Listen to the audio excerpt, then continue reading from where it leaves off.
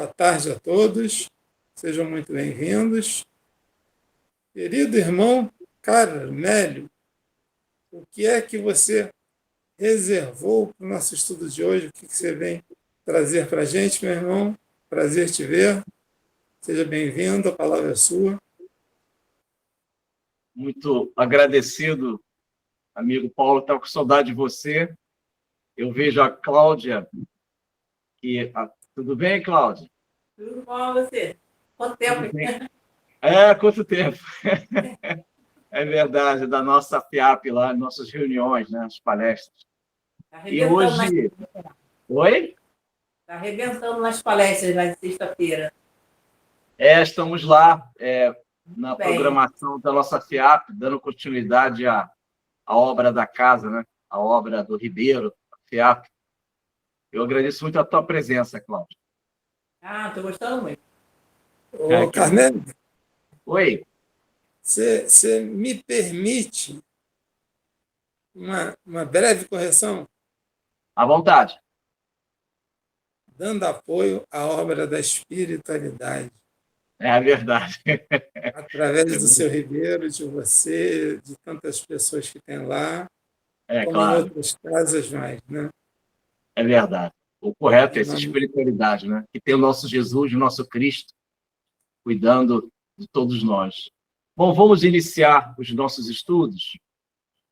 Conforme vocês sabem, nós estamos estudando a série André Luiz, temas dos livros de André Luiz, e nós estamos hoje na parte 18. Iniciamos há 2 anos a parte 1, que são fragmentos, trechos, que nós destacamos de alguns livros de André Luiz, de alguns capítulos, e estes trechos nós resolvemos desenvolver reflexões para que possamos alcançar a nossa espiritualidade, a evangelização dos nossos espíritos. E precisamos muito desenvolver esses valores internos, porque a vida vai exigir da gente uma mente harmoniosa, não uma mente cheia de ruídos, de inquietações com as coisas que ficam nesse mundo transitório. Então, precisamos de uma mente heróica, voltada para os valores do Evangelho do Senhor Jesus, a porta estreita, a água viva do Mestre, o pão que ele representa, o verbo divino. Todos esses valores precisamos imantar as nossas mentes para que nos momentos decisivos da nossa reencarnação estejamos em pé, erguidos, crendo sempre que dias melhores chegarão. E vamos iniciar. Temos aí no slide temas dos livros de André Luiz, parte 18. Existem os retângulos. Eles estão à esquerda, com as setas naturalmente indicando os temas, os assuntos. Então, vamos iniciar com o livro Obreiros da Vida Eterna, capítulo 6, de nome Dentro da Noite. Lembrando sempre... Pois não? Você falou aí, você comentou, né, que é importante na tua introdução, né, da parte mental, né, que a gente tem que ter criações mentais, né, pensamento, tudo, né, claro, para segurar.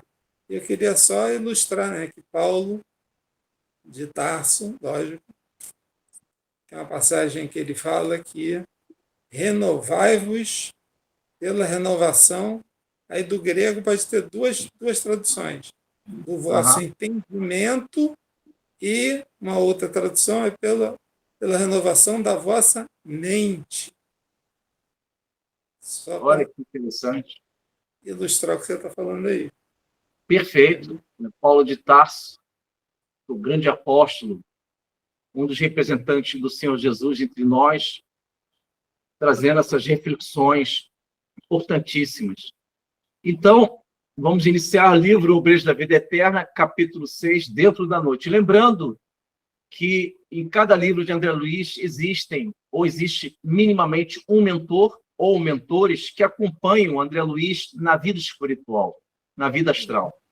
E este livro, temos a Zenóbia, que é responsável pela casa transitória Fabiano de Cristo, e que a Zenóbia tem em sua assessoria no mundo espiritual a enfermeira evidente Luciana, tem o padre Hipólito, Jerônimo e demais irmãos que ajudam ela neste posto de socorro que se encontra dentro do umbral, nas regiões sombrias do umbral.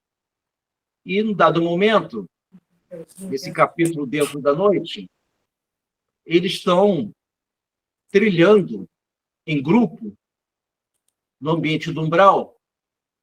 E, num dado momento, o Jerônimo, ele explica que é um dos instrutores da Casa Transitória Fabiano de Cristo, que existem criações mentais inferiores em que nós, por invigilância, por imaturidade, todos nós criamos algumas formas, pensamentos no nosso dia a dia, da nossa vida.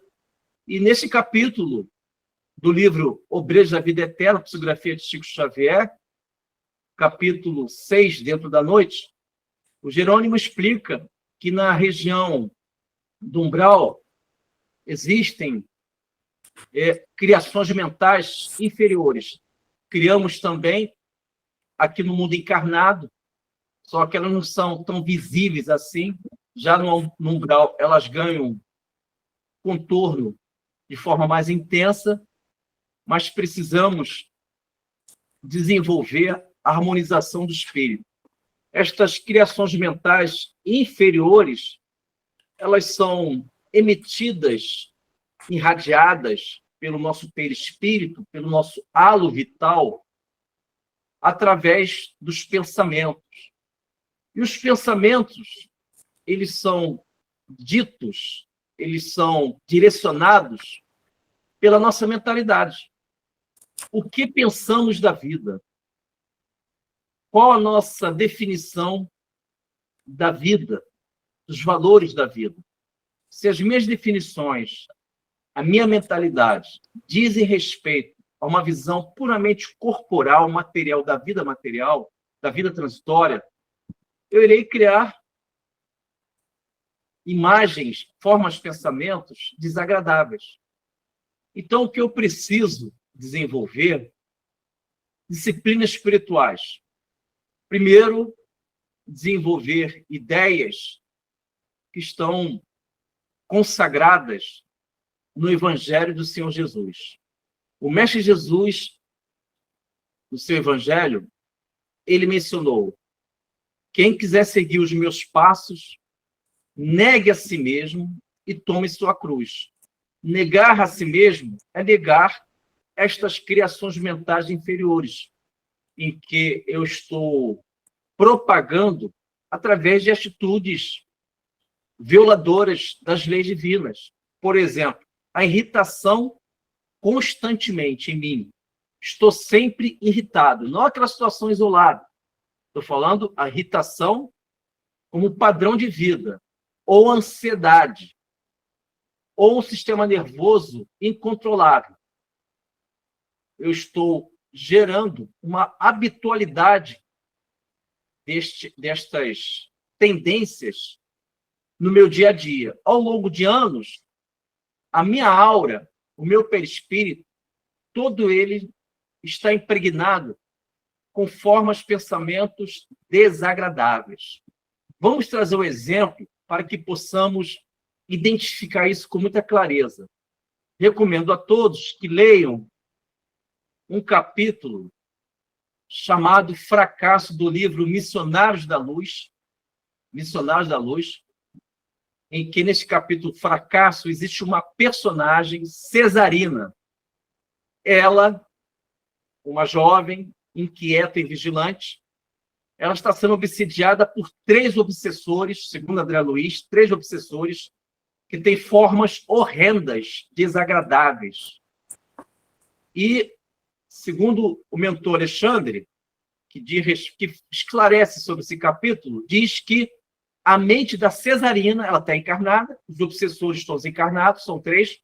Esses 3 obsessores já conseguiram dominar 90% do psiquismo da Cesarina. Está lá, 90% do psiquismo da mente da Cesarina já tem um domínio de 3 obsessores. Ela já está na obsessão de fascinação e, infelizmente, ingressando na subjugação. Mas por que isso ocorreu? Porque ela acreditou na ideia que a vida é puramente um prazer físico, uma preocupação única de viver o mundo transitório sem se preocupar com as consequências dos seus atos, pensamentos e atitudes. E, em um dado momento, ela se opõe a uma orientação de uma amiga mais velha para que ela não saia de casa. Ela está grávida de 7 meses e o reencarnante, o futuro filho, chamado Volpini, vai reencarnar. Só que, infelizmente, ela perde essa criança, chamado aborto espontâneo, aborto direto, porque ela vive no ambiente das noites, das noitadas, e ela, infelizmente, acaba conduzindo esse aborto, gerando esse aborto indireto. Mas o que eu gostaria de apresentar para vocês é justamente um exemplo dessas criações mentais inferiores. Num dado momento, ela se irrita com a orientação dessa amiga, dizendo que ela não deveria sair da casa dela, se preservar, permanecer em casa, ela está grávida, e, em um dado momento, um dos obsessores resolve colocar o braço dele sobre o braço da Cesarina. E ela aceita essas criações mentais do obsessor e ela acaba assimilando essas vibrações. E gera nela, e potencializa nela, uma irritação imensa, a ponto de ela negar esta orientação da amiga e acaba ela saindo, indo para a noitada. Então, meus amigos, a vida vai exigir da gente um certo equilíbrio. Lembrando sempre que as influências espirituais, elas acontecem através de mente para a outra mente. A mente de um desencarnado para um encarnado, ou vice-versa. Eu vou pedir para o Paulo ler a questão do Livro dos Espíritos para que possamos fundamentar essas criações mentais inferiores que, às vezes, nós aprisionamos no nosso perispírito e, às vezes, são lançados pelos espíritos inferiores através da mente deles e da nossa mente invigilante, que nós recebemos, com a aceitação nossa, essas criações mentais de outros e acabamos gerando também nós. Então, Paulo, você pode ler a questão 553 do Livro dos Espíritos, em que, na sua resposta, diz que a influência do espírito ela passa a existir através do psiquismo, da mente daqueles que estão envolvidos nessas vibrações. Pois não, Paulo? 552?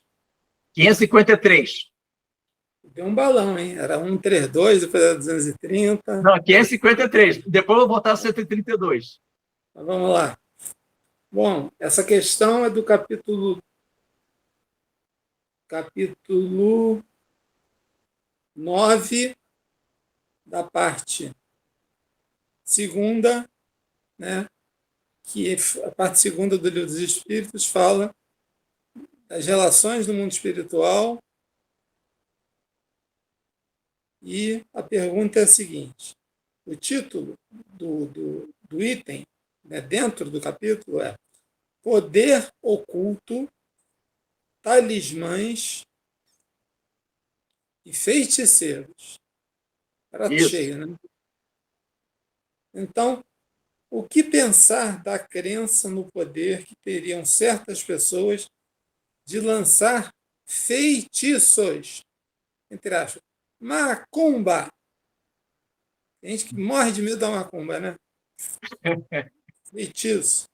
Certas pessoas têm um poder magnético muito grande, do qual podem fazer mau uso se o próprio espírito for mau. Mas se o próprio espírito for bom, ele vai fazer o quê? Bom uso, né? Sim. Neste caso, podem estar assessorados por maus espíritos.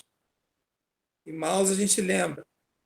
Kardec fala que maus espíritos são espíritos ignorantes, não são espíritos grosseiros, mas são espíritos que ignoram as leis de Deus. Por isso a gente fala ignorantes, do verbo ignorar, não do verbo ser grosseiro. Mas não acreditem nesse pretenso poder mágico que apenas está na imaginação das pessoas supersticiosas. Kardec fez um belíssimo estudo, né, assessorado pelo alto, pelo Espírito de Verdade, e trouxe o suprassumo do Evangelho de Jesus, as ensinações, as explicações sobre o mundo espiritual, sobre bases científicas. Por isso é que não é superstição, não é eu acho, eu sei, é assim. Né? Quem quiser acreditar, acredite. Quem não quiser, a gente se encontra na próxima encarnação. Né?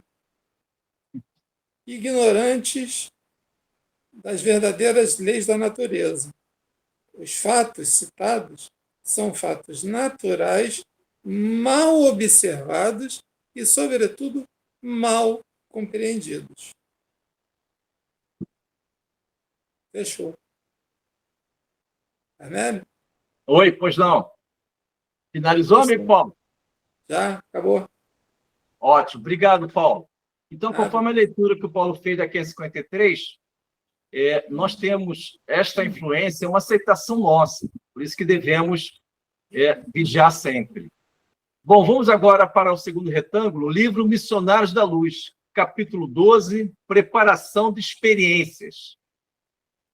O mentor desse livro, existem alguns mentores importantes, mas vou falar 3 deles. É o mentor Alexandre, mentor Manassés e o mentor Euclides. Existem outros mais também, né? Mas, enfim, então, esse capítulo 12, ele se consagra no esclarecimento das reencarnações, o planejamento reencarnatório. O espírito, ele vai reencarnar com os seus desafios pessoais. Mas existe uma personagem que ela se encontra no nosso lar, no setor de reencarnação, que eles desenham os corpos, os futuros corpos físicos, segundo as necessidades expiatórias, provacionais, pela lei de causa e efeito. E esta irmã, não foi dado o nome dela, ela se apresenta diante de Manassés. Manassés é responsável pelo setor de pavilhão de desenhos, e o Manassés fala para o André Luiz a respeito da encarnação dessa personagem que vai reencarnar e viver aqui na Terra. E ela, de forma bem resumida, ela, em vidas passadas, abusou da beleza física. Ela viveu os seus erros, as suas imaturidades, em função da beleza física. E ela pretende, segundo o planejamento reencarnatório, ela se encontra em nosso lar, e ela diz para o Manassés, que é o mentor espiritual, que ela não deseja um corpo de Vênus, conforme os amigos vão acompanhar à direita do retângulo. Isto é, ela diz que não estou interessada num corpo de Vênus. Isto é, ela está priorizando a evolução do espírito dela. Porque em vidas passadas, ela já errou muito, se equivocou através de uma beleza física, que é uma ilusão. Tudo aqui é muito transitório. Mas, infelizmente, ela se identificou, se apegou desses valores transitórios e viveu esta frustração, digamos assim, de uma encarnação não produtiva. E ela diz para o Manassés: não estou interessada no corpo de Vênus. Então, ela já tem uma consciência que a vida tem um planejamento, a vida é um valor espiritual. Em função disso, precisamos sempre refletir que os nossos valores dizem respeito à nossa espiritualidade. É claro que nós podemos, todos nós, desenvolver o esforço para conquistarmos minimamente o bem material a posse do necessário, viver o que é melhor aqui na Terra, isso é bem natural, bem aceitável, é a chamada lei do trabalho, é a lei do progresso. O que nós não podemos é entender e tornar, primeiramente, prioridade o mundo material, esquecendo da nossa natureza espiritual. E esta irmã, com muita clareza, com muito equilíbrio, ela diz: não estou interessada no corpo de Vênus. Ela virá com um corpo muito simples, muito humilde, porque ela vai dar prioridade, ela vai enaltecer naturalmente o espírito, a natureza espiritual dela. Pois não, Paulo? Oi, Carnélio. Oi? Eu estou em dúvida aqui, cara. A deusa Vênus era a deusa da beleza, era romana, era grega? Você sabe dar essa informação? Ou alguém que queira ajudar aí, que esteja no grupo? Eu acho que é grega, né? Eu acho. É que Porque tinha acho que Vênus... Afrodite, alguém. O Google pode nos ajudar, mas eu acho que o Vênus, acho que é no sentido grego, né? A deusa do amor, estou falando aqui, ó. Deusa do amor. É verdade. Então, é interessante, porque, de alguma forma, por ser deusa do amor, há uma beleza, né? Então, é natural que a beleza se faça presente. Eu vou pedir para o Paulo ler a questão 132, porque todos nós devemos entender qual é a finalidade da encarnação. Para esta irmã que se encontra em nosso lar, e ela vai reencarnar e ela deseja vir com um corpo mais simples, um corpo não tão apresentável fisicamente, porque ela está priorizando o seu crescimento espiritual.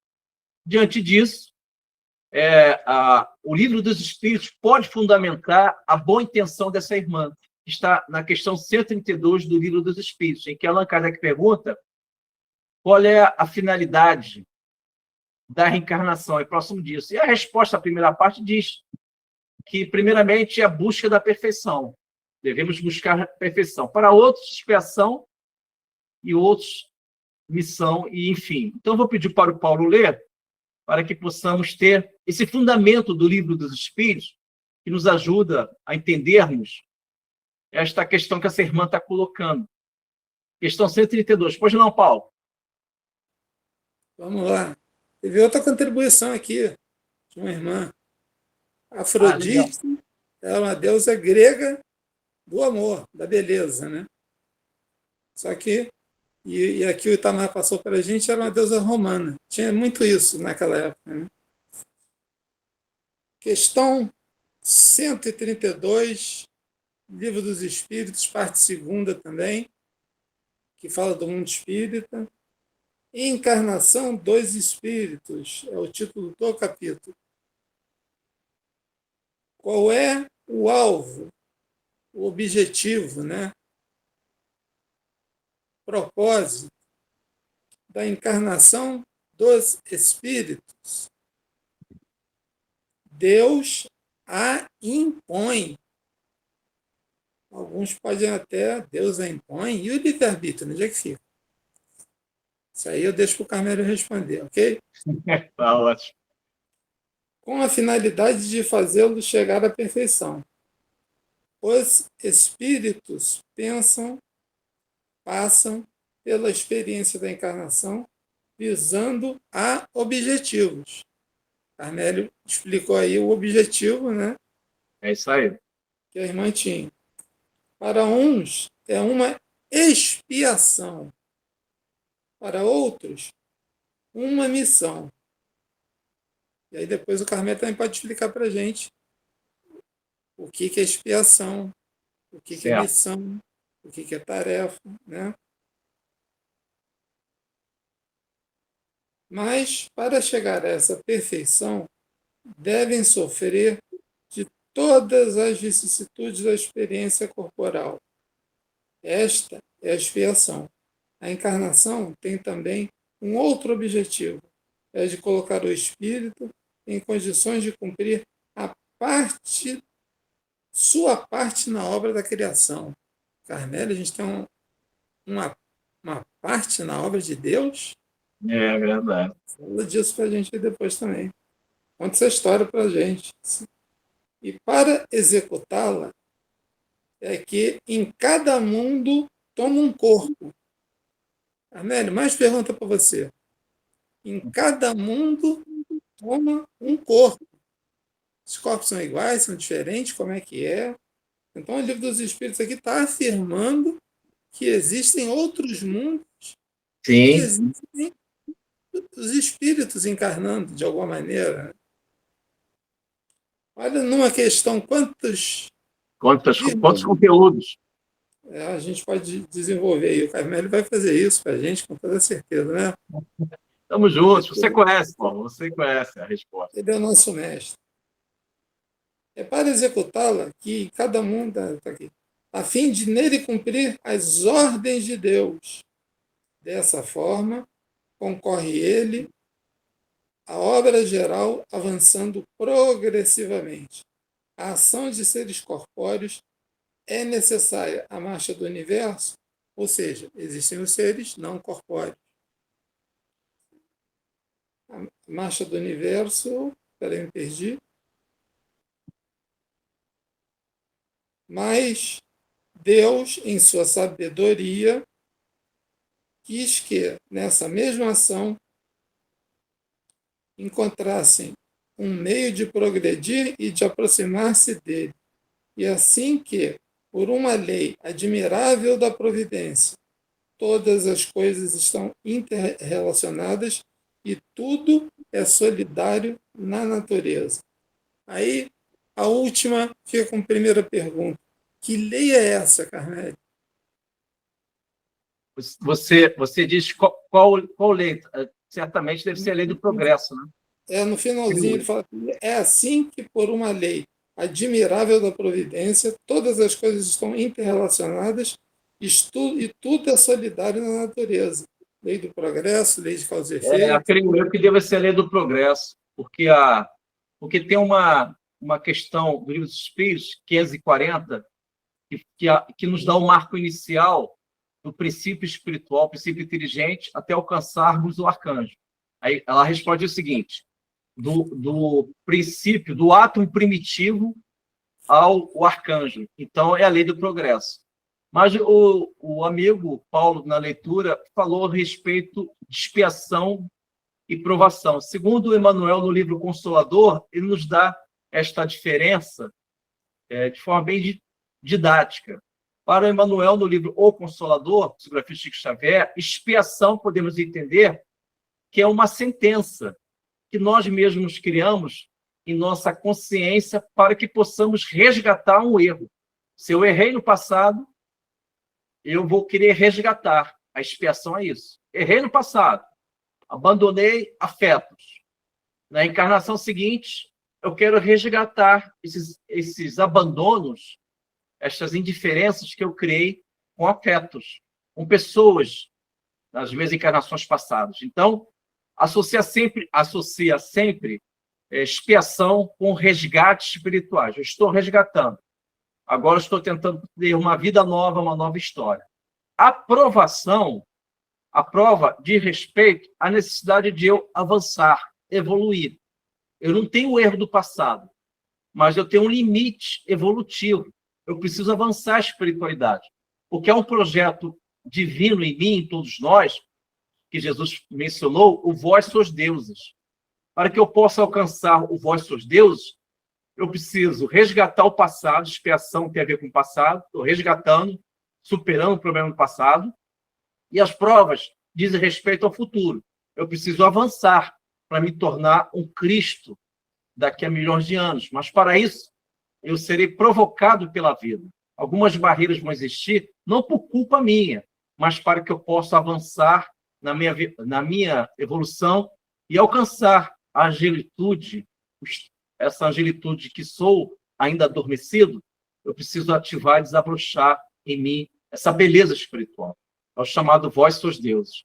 Uma mãozinha levantou, a Maria Ângela. Pois não, Maria Ângela? O áudio. Boa tarde, tudo bem? Boa tarde.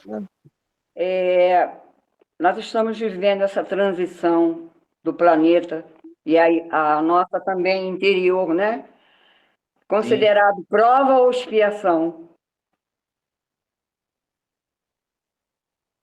Você diz que o nosso planeta, se ele é classificado como prova e expiações, é isso?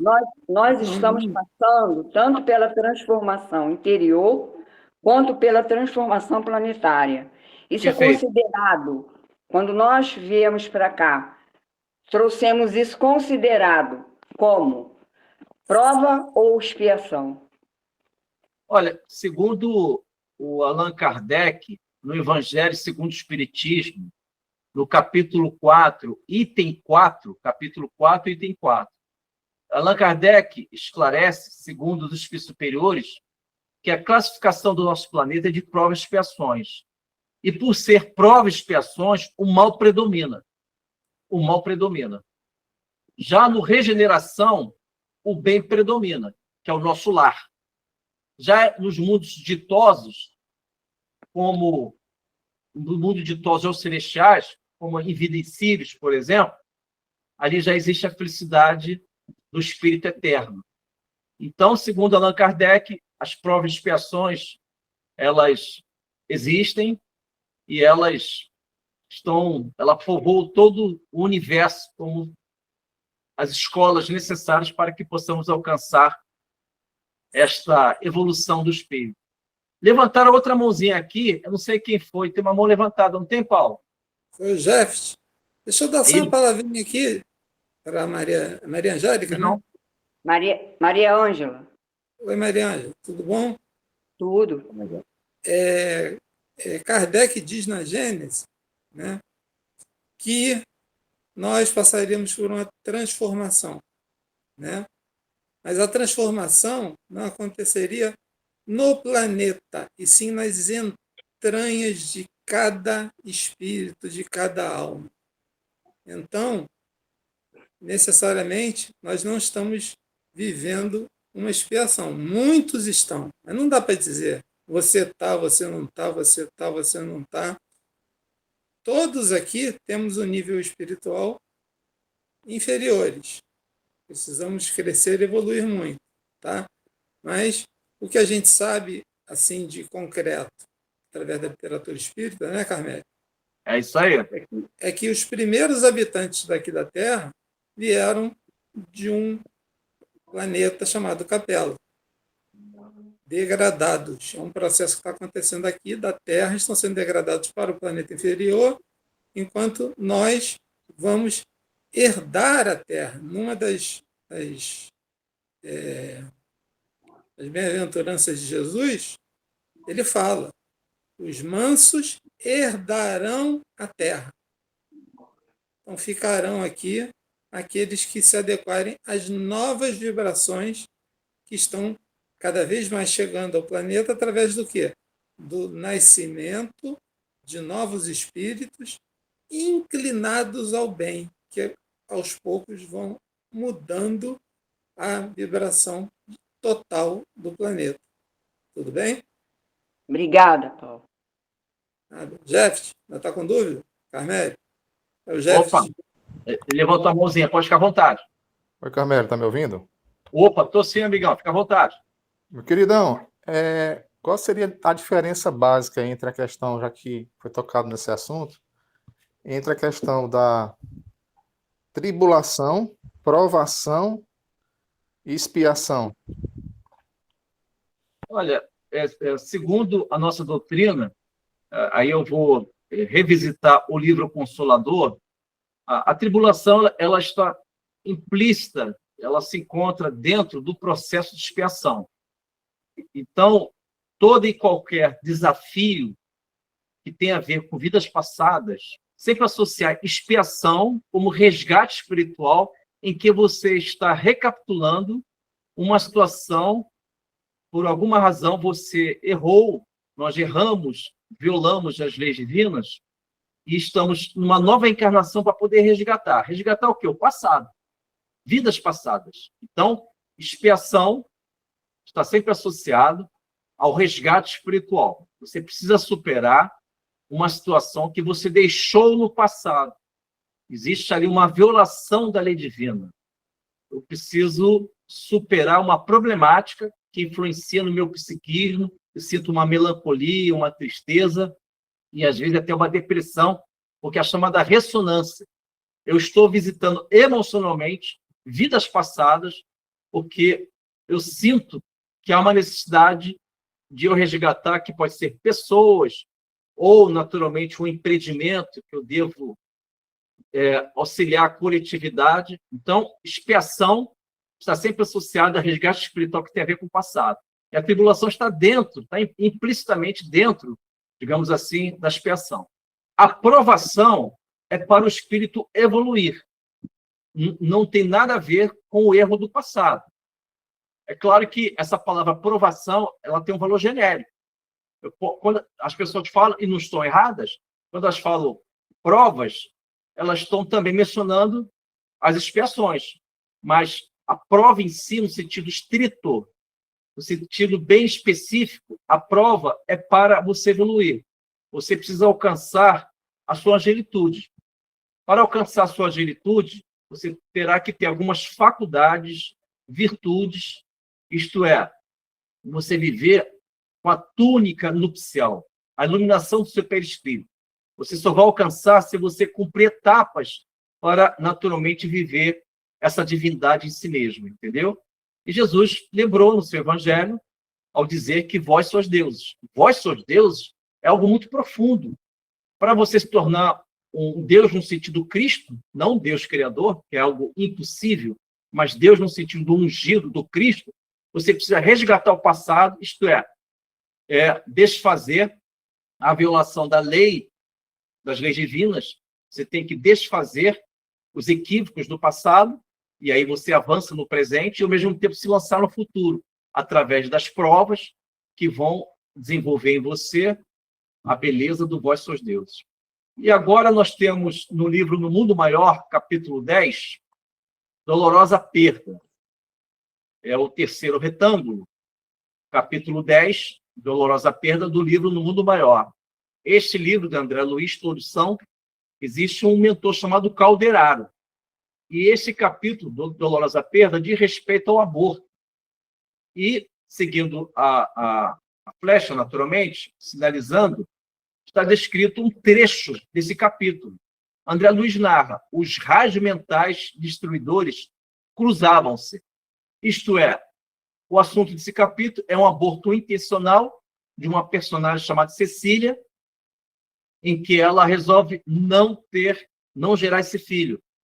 E esse espírito, esse futuro reencarnante que não ocorreu, em função do aborto intencional, ele acaba, digamos assim, vivendo um embate vibratório com a sua mãe, na qual rejeitou ele.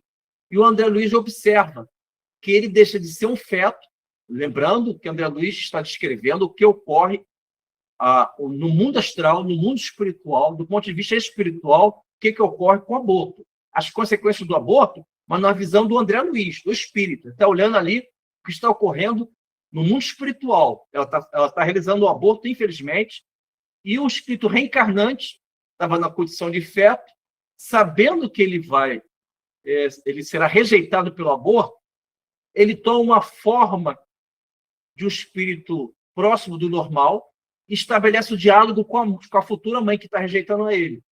E ele resolve lançar vibrações, que são esses raios mentais destruidores, para a mãe. E a Cecília, mãe que rejeitou o filho, devolvia também raios mentais, que são miasmas, vibrações deletérias, que alcançavam um pelo outro. Então, havia ali um embate vibratório entre estes. E André Luiz, ele descreve essa situação em que o aborto, além de negar a vida, é claro, cabe uma observação, o aborto, você pode, na própria encarnação, a mãe, com o apoio do pai, refazer esse caminho, aceitar o espírito que no primeiro momento negou-se, depois pode receber esse filho e superar essa problemática. Então, o aborto, na própria encarnação, você pode suplantar essa situação. E no Livro dos Espíritos, temos uma questão importante que eu vou pedir, vou até sair um pouco do roteiro, Paulo. É a questão 358, que fala do aborto. Segundo Allan Kardec diz, com muita clareza, na sua resposta, o mundo superior, os espíritos superiores, respondem à questão 358, que o aborto ele é uma violação da lei divina. Lembrando também que existe atenuantes e agravantes. Porque é atenuante e agravante, mas a resposta nos dá com muita clareza. Questão 358, que o aborto é um ato que viola a lei divina. Tu pode ler, Paulo, por gentileza? Posso? Essa questão está no capítulo 7, parte 2ª do Livro dos Espíritos. Ok? Ok. O aborto provocado. Ou seja, existe o aborto natural, né? Isso. Sabe disso? O provocado é um crime, qualquer que seja a época da concepção. Olha, é importante na pergunta. Qualquer que seja a época da concepção, que tem alguns estados, alguns países que estão aprovando leis favoráveis ao aborto, e com tantas semanas, né, com tantos meses, você pode fazê-lo. Há crime sempre que se transgrida a lei de Deus. E aqui, quais são as leis de Deus envolvidas? Né? Vamos deixar... São diversas leis, nas leis naturais. A mãe ou qualquer outra pessoa cometerá sempre um crime ao tirar a vida de uma criança antes do seu nascimento, porque é impedir a alma de suportar as provas de que o corpo deveria ser o instrumento. Ô Carmélio? Sim. O que você teria a complementar para a gente aqui nessa questão, nessa explicação? E antes, eu queria só lembrar que quando se estuda a obsessão, se estudam os tipos de espíritos que podem surgir na sessão de obsessão. Né? E um dos tipos, para você saber conduzir um diálogo, né? E treinando a conduzir um diálogo e saber as matérias que você deve tratar com determinado tipo, senão a pessoa vai ficar conversando ali e nada vai acontecer. Você tem que ser objetivo. Né? E um dos tipos de espíritos que aparecem são espíritos que foram abortados. Está contigo agora. Perfeito. Então, meus amigos, minhas amigas, ocorre que esta questão 358 do Livro dos Espíritos, que fundamenta o terceiro retângulo, livro No Mundo Maior, capítulo 10, Dolorosa Perda, que se fala a respeito do aborto intencional. O aborto intencional. E a questão 358, que o Paulo leu do Livro dos Espíritos, coloca com muita clareza que é uma violação à lei divina. Mas lembrando que existem atenuantes e agravantes. E o aborto, na própria encarnação, você pode resgatar, você pode permitir que aquele espírito, no primeiro momento, foi legado à reencarnação, ele pode, no segundo momento, uma nova gravidez, você pode receber esse espírito e segue aí o planejamento reencarnatório. Mas o importante é que o André Luiz, nesse capítulo do livro No Mundo Maior, capítulo 10, Dolorosa Perda, o André Luiz, ele procura narrar, ele procura mencionar os acontecimentos, as consequências, as ocorrências que dizem respeito ao mundo espiritual de uma clínica de aborto, por exemplo, que ocorre naquela vibração que aos nossos olhos carnais nós não enxergamos nada, mas existe um mundo invisível daquele ambiente, numa clínica de aborto. E vocês imaginam que o espírito que está para reencarnar, se for um espírito vingativo, um espírito em que não perdoa com facilidade, ele pode atingir a mãe com as suas vibrações. E nesse caso, nesse capítulo, a Cecília, ela acaba morrendo, ela acaba desencarnando, porque o espírito reencarnante não perdoou ela e ele conseguiu atingir o perispírito dela e levou ela ao óbito, isto é. Então, além de ela negar a vida pelo aborto, ela desencarnou a própria mãe. Então, são consequências perigosas. É por isso que nós devemos ler, ter conhecimento, para evitar de incidirmos da mesma forma. Nós não podemos banalizar a vida. Nós não podemos considerar que pessoas são corpos. Não, existem espíritos em cada corpo. Então, eu preciso desenvolver esses valores em minha alma. Vamos agora para o último slide, que é o livro Libertação, em que o André Luiz está com o nosso mentor, que é o Rúbio. O Rúbio é o mentor do livro Libertação, série André Luiz. E temos um tema interessante, licantropia. Está no capítulo 5, Operações Seletivas. Operações Seletivas, o nome do capítulo do livro Libertação, capítulo 5.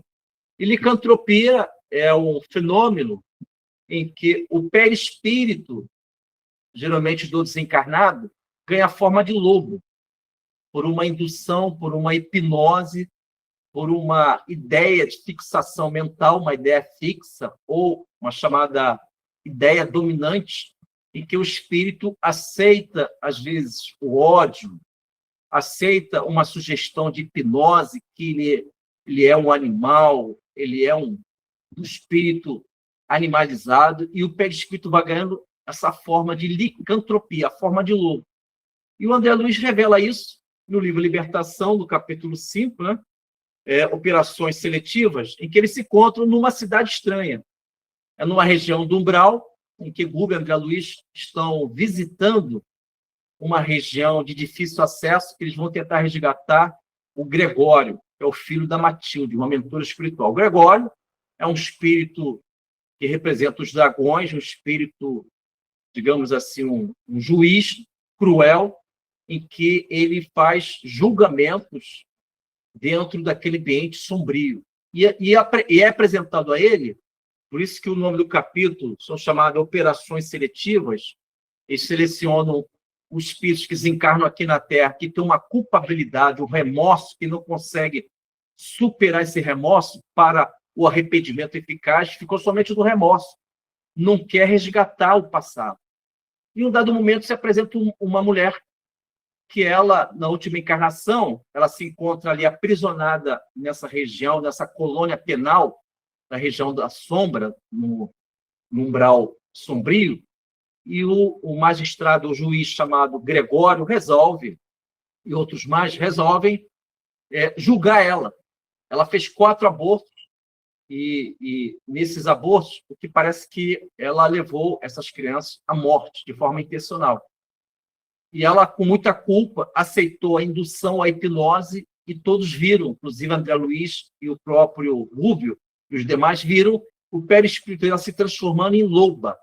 Ele começa com as palavras, você é uma loba. Olha a hipnose, é uma sugestão perigosa. A tal ponto que ela aceita essa sugestão, essa hipnose, esse elo vibratório venenoso, de mente para mente, e ela vai ganhando a forma perispiritual de loba.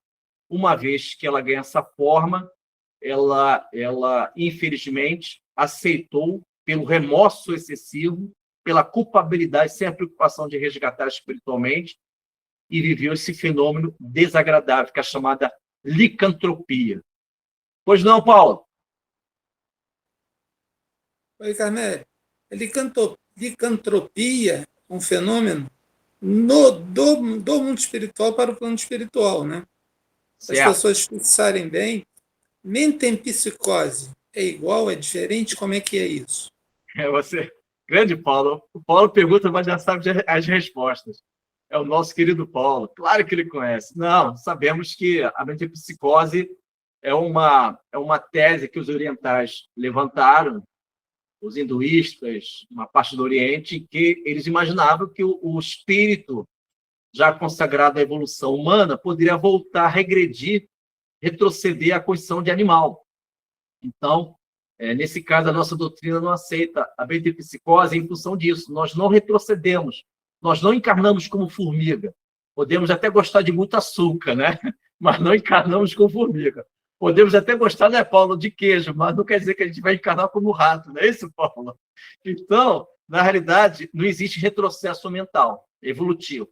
Uma vez que você se tornou um espírito humano, um espírito, um pensamento que não cessa, um pensamento contínuo, você não retrocede. Já a licantropia é uma deformidade no perispírito. Existem outras deformidades perispirituais, como o ovoide. O ovoide é a forma de ovo, em que o perispírito parece uma geleia, que é acoplado em irmãos que estão vivendo obsessões complexas. Esses magos negros utilizam espíritos invigilantes que estão na vingança esta que eles só pensam nisso, e vão perdendo a forma perispiritual através de indução de hipnose, e ganham a forma de ovo. Eles pegam esses espíritos que têm a forma ovoide e eles vão acoplar no perispírito de um obsidiado, encarnado. E aí a obsessão torna-se mais intensa. A coisa é muito séria, entendeu, meus amigos? A coisa é muito séria. A outra deformidade perispiritual é a zootropia. É a forma de diversos animais. Não é essencialmente somente o lobo. Pode ganhar outras formas.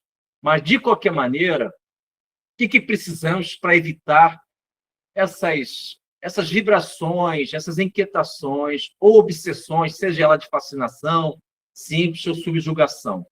O que nós precisamos é evangelizar os nossos espíritos.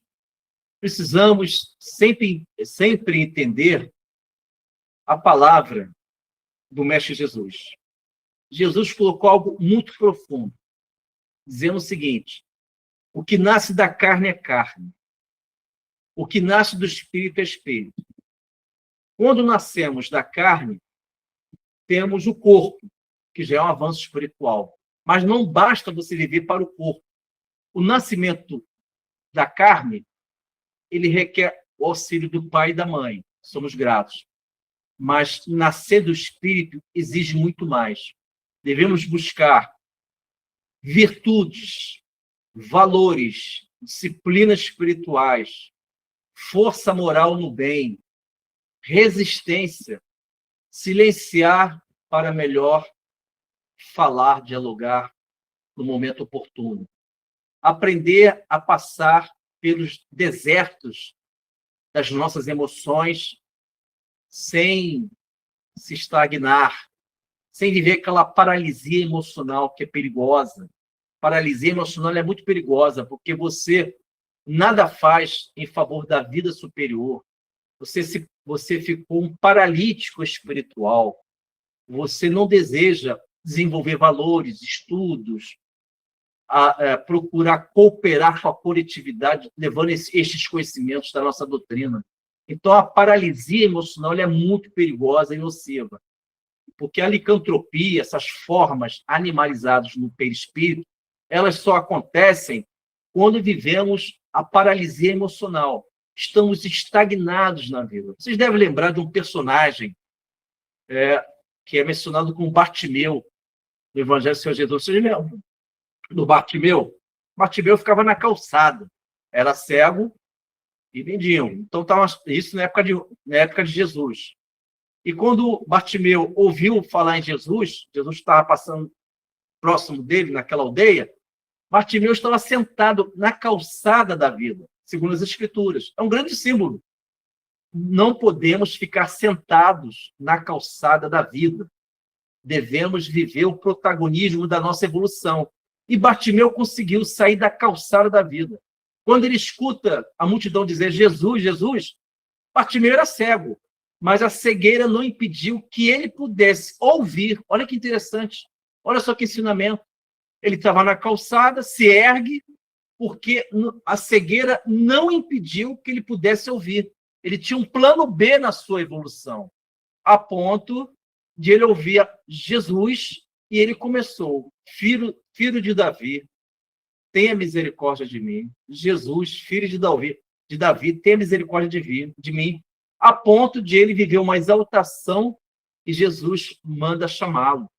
Ele se ergue, sacode a capa, vai até Jesus e Jesus fala: o que queres que eu faça? E ele diz: eu quero voltar a ver, voltar a enxergar. E aí assim Jesus curou ele. Então, quando Jesus passa nas calçadas das nossas vidas, primeiro, se nós aceitarmos, saímos desta calçada, dessa estagnação emocional, ficamos em pé. Primeiro avanço. Segundo avanço, o meu limite não impede de viver com Jesus. Bartimeu era cego, mas pelo ouvido ele ouviu Jesus. Terceiro avanço de Bartimeu, que pode ser de todos nós, alcançarmos Jesus e aprender a ver não somente com os olhos de carne, mas também com os olhos espirituais. Então, meus amigos, sejamos felizes, sejamos a luz do mundo, sal da terra, e que possamos viver segundo os princípios libertadores do Evangelho do Senhor Jesus. Paulo levantou a mão. Fica à vontade, Paulo. E já finalizei, Paulo. Não, finalizou ainda não. Queria te fazer uma pergunta, e aí na resposta tu já emenda a prece de encerramento. Pode ser? Pô, claro, amigo. Qual, na tua opinião, a mais meritória de todas as virtudes? Isso aí é a questão 893 do Livro dos Espíritos, né? 893 do Livro dos Espíritos.